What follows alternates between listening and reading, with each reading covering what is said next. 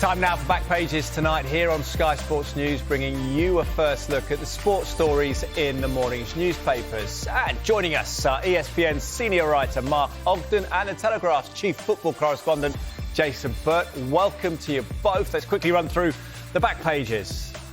And you won't be shocked to see Manchester United's potential new manager dominating the papers. The Mirror leads with the headline, "Ruben is the man you need." Guardiola backs Amorim to be a success at United. And Arne Slot comments that axed Eric will land a top job. And the Metro has the headline, "Rush for Ruben, coaching prodigy will not waste time." And they have the story as well that Arteta has no problem being compared to Mourinho following Jamie Carragher's comparison on Super Sunday. Amorim's also the focus on the front page of the Telegraph's sports section. All systems go for Amorim when his next flight to Manchester, pictured checking his watch. A time for sporting coach to make move, they say. And on the inside page of the Telegraph, our very own Jason here writing, United refusing to make another Solskjaer out of Van Nistelrooy. And Ange Postecoglou says Ten Hag's sacking was inevitable. And not surprisingly, United's potential new boss, also the focus on the back page of the Express, Ruben's the real deal.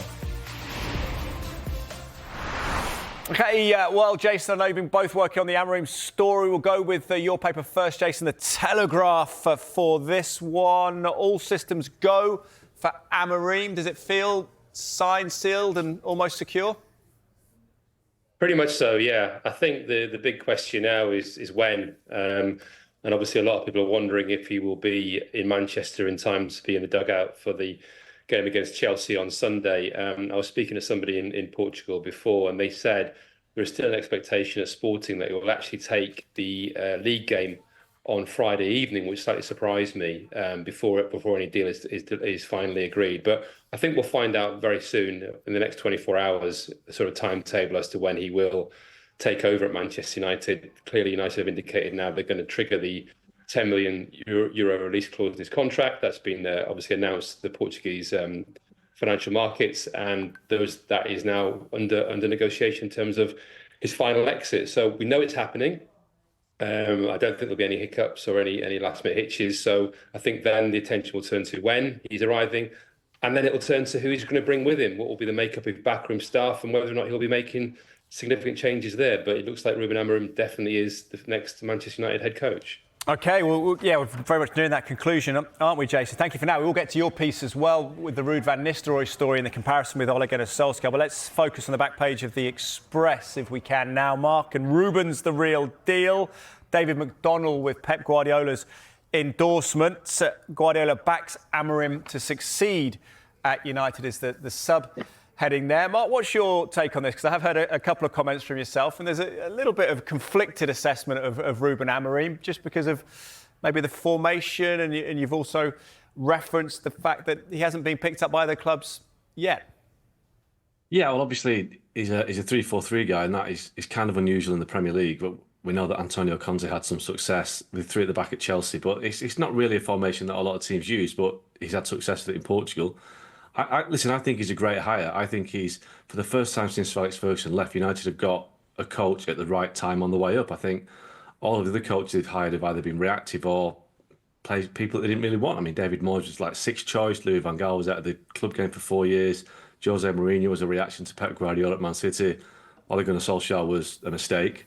And Erik ten Hag was the cheap option, basically. He was cheaper than Mauricio Pochettino. So, but Ruben Amorim is a guy that a lot of clubs want. And, you know, I wouldn't say he was offered the Liverpool job last year. That wasn't the case, but he was very high on their list. He was considered by Barcelona, by Munich, West Ham, as we know.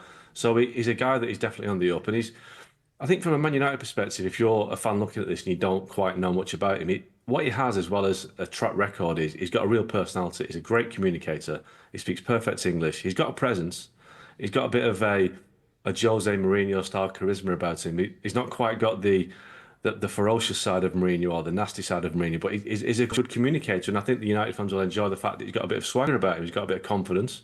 He's quite a cool guy. I think you'll see him on the touchline. Did a bit like Pep. Dresses in a certain way, but he's different. He's got a character, and I think he'll be a big addition to the Premier League. And I think he's just what Man United need right now. And I think the formation situation with the three at the back, I think he can find a way around that. I think the issue is probably the midfield. He likes two midfielders that are very dynamic, box to box, can move around the pitch, and I'm not quite sure United have got that, but that isn't his fault. That's something he'll have to work at. They've got, Kobbie Mainoo and Manuel Ugarte are, very good young players, but whether they can do that box to box job that he likes his midfielders to do, we'll have to wait and see. But he knows Ugarte, he had him at Sporting before he went to PSG, so I think if you're a United fan, you should be quite optimistic about this. I think it's a really good appointment.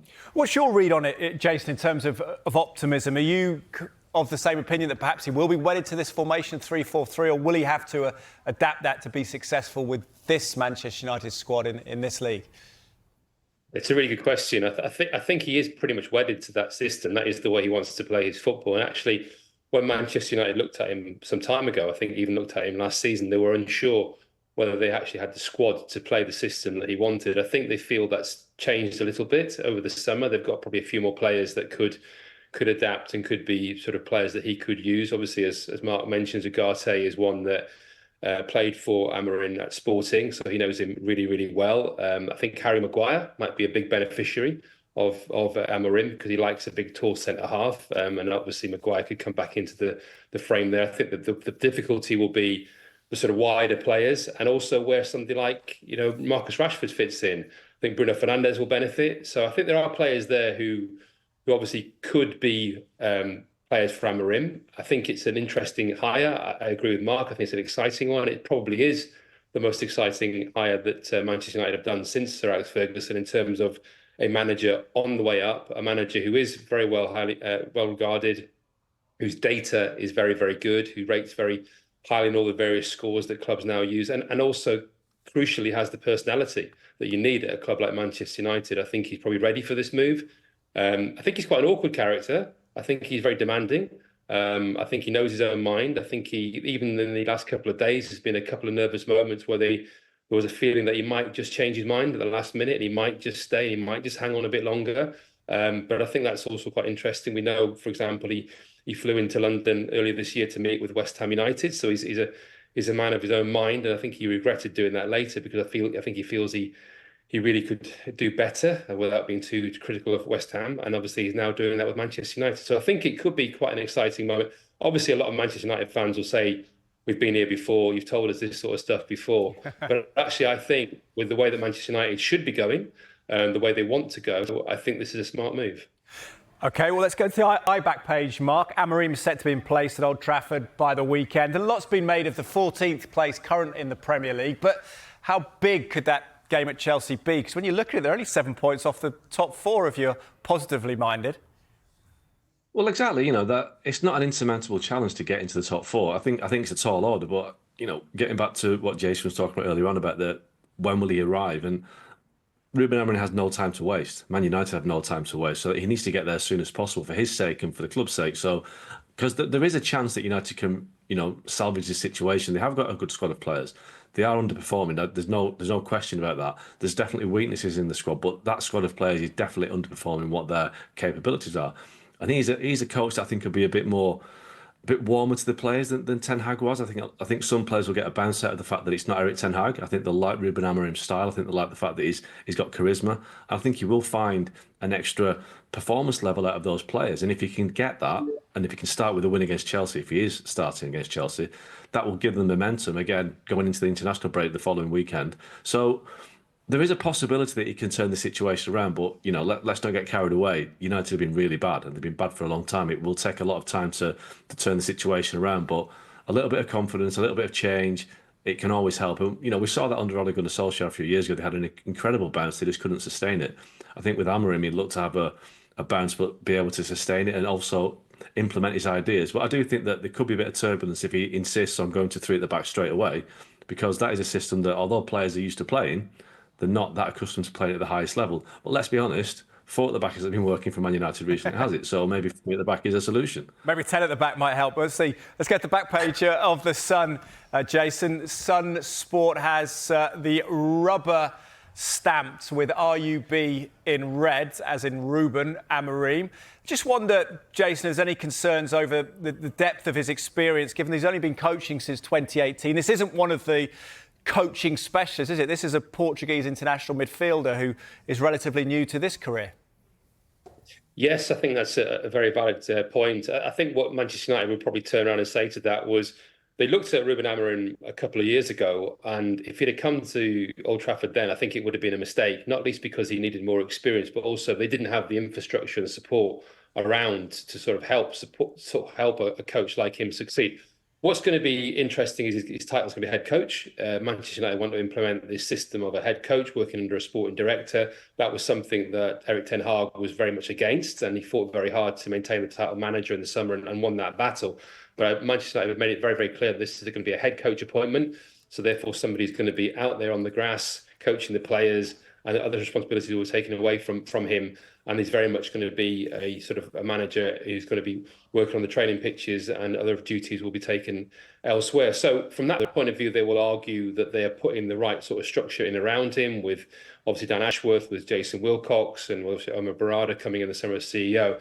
They'll say we've got a much more stronger department around the new head coach that they're going to bring in. That obviously one of Erik ten Hag's complaints when he first arrived at Manchester United, he felt very much on his own. He didn't think he had the right sort of level of support around him, and he used that as an excuse also, to be fair. That excuse will be taken away from somebody like Amorim. But you're absolutely right. There is clearly a risk. He's never coached at a league like the Premier League before. He's had huge success in Portugal, but it is a minor league relatively in European terms. But we know that Portuguese managers have come to England and have done very, very well, not least, of course, Jose Mourinho, Marco Silva, and so on. So there is a good pedigree there. And I think Manchester United will have done a lot of due diligence and homework on this, and believe this will be the right sort of appointment for them. Good time for Portuguese coaches. Mark, let's look at the Times. Have it as well. United make first move to land Amorim. Also covered in the Guardian. Amorim on his way is what the Guardian says. The Portuguese coaches going well. Of course, the two most successful coaches were Scottish coaches, weren't they, in the history of Manchester United? It's kind of rediscovering the theme with England, isn't it? There's not many British options. Were there any other options looking at it? I think the one thing the fans will be happy will be it's not another Dutch coach, because they've not had much success. Well, they've had success with Dutch coaches, but it's not been very enjoyable to watch. Look, I mean, there have been other options, but we know that United considered Xavi. They looked at Edin Terzic, but I think I was told that the Tottenham defeat last month in September was when United realised that they had to start looking at other options. It wasn't the day when they decided to get rid of Ten Hag. It wasn't as cut and dried as that. It was a case of, right, things aren't working. Let's give ourselves a backup plan if it doesn't work. And it hasn't worked. 5 games on, they haven't picked it up, so they had to make a change. And during that period, they looked at all the candidates and decided that Amorim was the guy that they could take on. We know that they looked at Thomas Tuchel end of last season. Gareth Southgate was always on the agenda until the summer. But 6 months on, they've looked at what is available, and Amorim, for me, he's probably the best out there that's available. It's a bold choice. We talk about Jose Mourinho, Marco Silva. There is the negative side that, Andre Villas-Boas came with a great reputation at Chelsea and at Tottenham, didn't quite succeed. So, Portuguese coaches have success and failure on their CV, but they tend to be very good coaches with big personalities. And I think that is what United need right now, a coach and a personality. Ten Hag didn't have the personality for it, didn't have the communication skills for it. Amorim's got both, and he's got the track record. So he just needs a bit of luck. Ten Hag didn't have much luck at times, but I think Amorim is a guy that can make a difference, and he can make a difference quickly. OK, we'll watch this space. Also, Jason, let's get to your piece now. It's a very interesting one. United refusing to make another Solskjaer out of Van Nistelrooy. Former striker is popular and headstrong character, but the club have learnt lessons about bowing to fan opinion. Just elaborate on this topic. Is that why it's important to get Amorim in quickly in before Van Nistelrooy gets a couple of wins? Yeah, it's interesting because when Van Nistelrooy obviously arrived in the summer, I think there was an assumption that Manchester United had an insurance policy. They had a kind of, a caretaker or even a successor in place already in case it didn't work out with Erik ten Hag. But he's very much a rookie coach. He has not got a huge level of experience. He didn't even complete a full season at PSV Eindhoven. He obviously just he quit before the last game of the campaign. So I think even he himself recognises that this would be too big a step up for him right now. In the summer, obviously, he was talking to Burnley about being their head coach, and maybe that's a sort of next sort of move for him into management. I think there was a fear that if he actually was in charge for a number of games and there was a big lift, then there would be a rerun of the situation where the club would felt under pressure to appoint him in the way that obviously I know a different set of executives and a different hierarchy, but the club obviously felt the pressure to appoint Ole Gunnar Solskjaer. And I think they wanted to make a much more calculated and clear-headed decision. And what's been interesting within all of that is just how quickly they have now moved for Amorim. Obviously, it helps as a release clause in his contract, but I just don't really think they felt they wanted to expose Van Nistelrooy into that sort of environment. And what will be interesting now is whether or not he stays. I was talking to somebody in Holland today, and the expectation there is that he won't stay at Manchester United, that he will move on, and that Amorim will bring in his own coaching staff, and that this sort of spell as interim manager might even just be one game for Ruben Van Nistelrooy, and he might be leaving United fairly soon. Yeah, it seems quite sage, doesn't it? I think it was once Van Nistelrooy did get a couple of wins, there may have been a tidal wave of emotion, as we saw with Solskjaer. Maybe not. Maybe United fans will be a little bit scolded by that experience. Let's bring in the Star back page quickly. We've got a commercial break coming up, but P.S. I love Rue. This is David McDonnell with Pep Guardiola has backed Ruben Amorim to handle the huge challenge of reviving rivals Manchester United. It adds a complexion across the city of Manchester, doesn't it, Mark? Because this was a man tipped to potentially succeed Guardiola, and now he's being endorsed to be his rival. Yeah, well, the Man City situation came out of Hugo Viana, the sporting director, moving to Man City at the end of the season to replace Chico Aguirre. So obviously 2 and 2 sometimes makes 5, and I think City have been telling people privately that no, Amorim isn't their guy because of the system that he plays, back to 3 at the back. But he is highly rated, and Pep Guardiola has given him his kind of seal of approval. But whether that's a good thing or not, we don't know. We'll have to wait and see. You know, if United get a few results against City, that might be the best way to authenticate Amorim as United manager. And the 3-4-3. Who knows? He might be playing 4-4-2 by December. We'll see.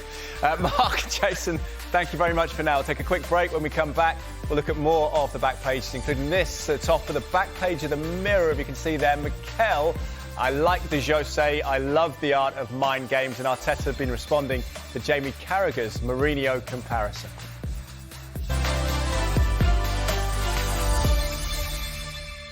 Welcome back. You are watching Back Pages tonight, and it's welcome back to ESPN's senior writer Mark Ogden and the Telegraph's chief football correspondent Jason Burt. So, Mark, come to you, but go to the Telegraph and the Balon d'Or Real Madrid boycott story. Oliver Brown not holding any punches here. Real tarnished their proud history with childish boycott. Is it a big deal, Mark? What do you think? A lot of people seem very vexed by it. It's just such a small-time act by such a big club. You know, Real Madrid are, you know, the biggest club in the world, the Champions League winners. They are, you know, the multiple Champions League winners. And to behave like this, it doesn't really show the kind of the stature that they should bring to the situation. You know, Vinny Jr. has had a great season, and he's missed out on this award because of a vote of 100 journalists across the world. So there's no sense of a fix or a carve up or whatever you want to say. It's just really bad. This looks so petty to pull everybody out of the awards now. You know, Carlo Ancelotti was the coach of the year, didn't get to pick up his award. You know, Rodri's had a great year, and he's the first Spanish winner for 60 years. So at least Real can take a little bit of glory out of that, even though they probably won't. But I just think it's really bad. I think Rodri deserved the award. You know, Man City will take great pride out of being the first Premier League club to win it, to have a Balon d'Or winner since 2008. But Real should have turned up. You know, it would have been much better for Real to turn up, for Vinny Jr. to turn up, sit there, applaud Rodri and get on with it. But it just really does, you know, stain their reputation to do this and to not turn up at the awards. There's a bit of support for the Real Madrid crew by Richarlison here at the back page of The Sun, Jason. Richardor knocker. Richarlison slammed the quote-unquote embarrassing decision to crown Rodri as Balon d'Or king over Vinicius Junior. What do you make of this? There is just strong words from, I guess, Brazilian quarters and Spanish quarters that Real have somehow been massively offended, despite Rodri being a very good player by most people's estimation. I mean, there's a clear reason. Well, there's 2 clear reasons why Rodri won. Obviously, he's a great player, he's had a great year. But the problem for Real Madrid was the vote was split, wasn't it? I mean, obviously there was Vinicius, there was Bellingham, and there was Carvajal. You know, and they split the vote, and that's unfortunately sometimes happens in these sort of these votes, and that's why he lost. It wasn't some great conspiracy against him. He would have been a worthy winner in my eyes. That.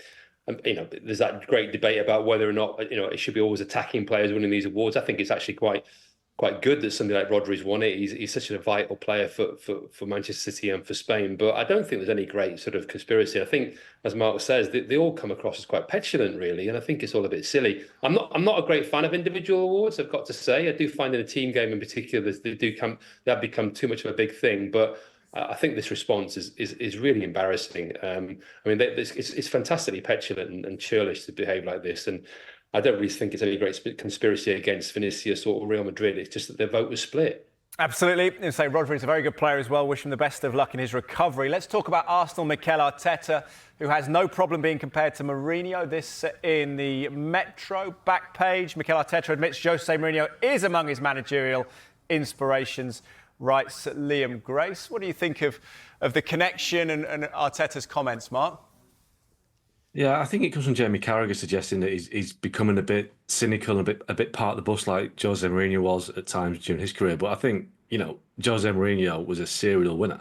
And Mikel Arteta at the minute is not a serial winner. He's turned Arsenal into a very good side, a very good challenging side. But it's a long time now since we won the FA Cup. That's the only trophy, the major trophies, when we're not counting Community Shield. So he should be flattered by the comparison to Jose Mourinho, because Jose Mourinho is one of the modern great coaches. And Mikel Arteta's not at that level yet. Hopefully for Arsenal he can get there. But I don't know. I think that, comparing to Mourinho, a little bit early for that, I think. A little bit early. Yeah. Well, it's in the Mirror as well. It's in the Star back page. Arteta will carry on like Jose, a reference to Jamie Carragher. Jason, I don't know if I want to misappropriate your comments, but were you the person who said that you felt that some of the defensive style was more David Moyes inspired from Arteta's time at Everton? Is he just pulling all these things together? Arteta, of course, saying in his comments that he's very much his own man. You've got a great memory there, haven't you?